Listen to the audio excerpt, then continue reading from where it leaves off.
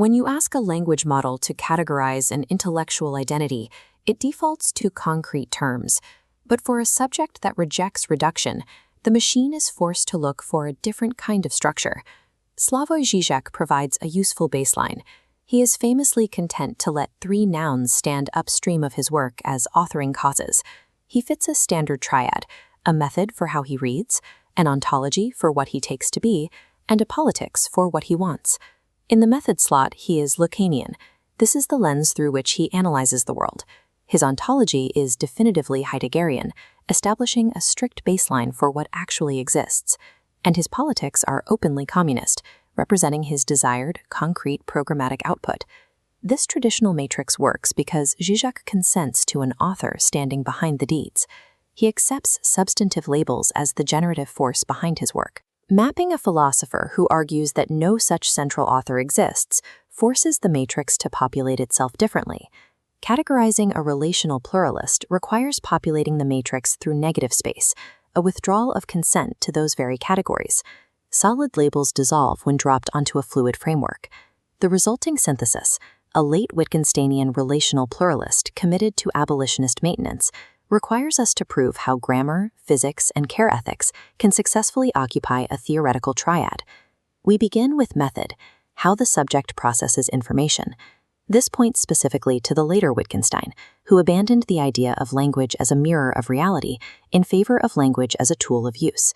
Grammar becomes the site where philosophical confusion lives. It is the material to be worked on rather than a transparent window. A concept's meaning shifts based entirely on its surrounding context and use. This method identifies where grammatical confusion occurs, deconstructing the prompt's premises. This aligns with Wittgensteinian agnosticism, bypassing ontological questions because their starting terms lack coherent meaning. In this slot, method functions as a solvent, designed specifically to dissolve the grammar of poorly formulated questions. The second slot, ontology, defines what the subject takes to be. Carlo Rovelli provides the physical foundation for this shift, moving from static substances to a world of relational interactions. The core axiom here is relations before relata. The connections between things constitute the primary reality. When an entity is erased, the web of intersecting lines that defined it remains. This physical axiom applies directly to the self or author.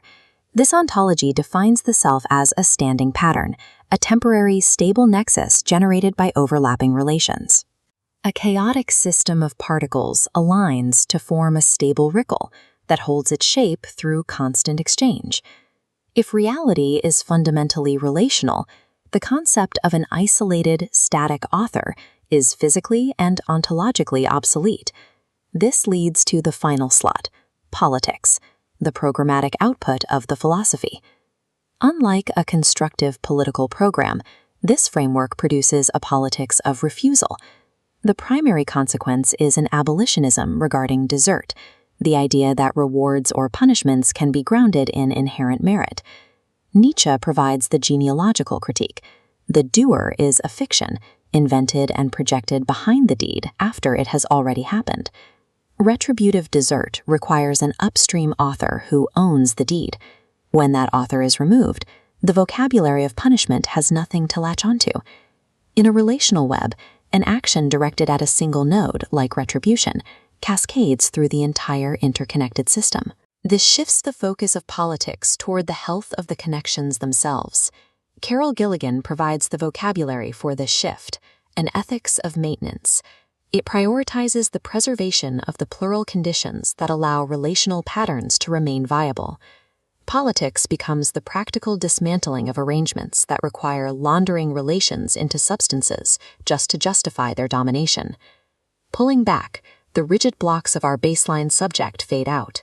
We are left with grammar, relation, and abolition feeding into a continuous loop. The identity is simple. Preserve the conditions for plural life.